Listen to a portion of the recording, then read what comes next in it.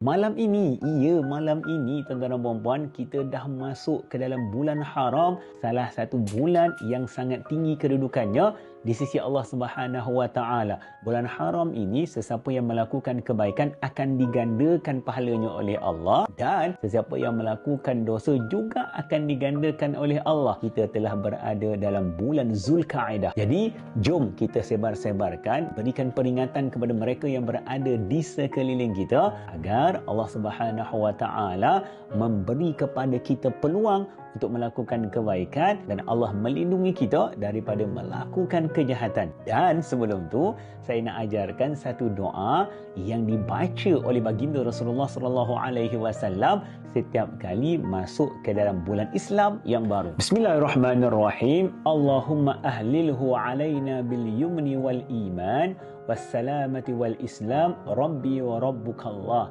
Ya Allah, jadikanlah anak bulan yang terbit ini membawa keberkatan dan keimanan buat kami, sejahtera dan Islam. Tuhanku dan Tuhanmu, wahai anak bulan, adalah Allah. Moga Allah berkati kita dan Allah berkati kita semua. Selamat datang bulan yang baru. Kita berada pada bulan yang sangat mulia. Moga Allah mudahkan segala urusan. Alhamdulillah.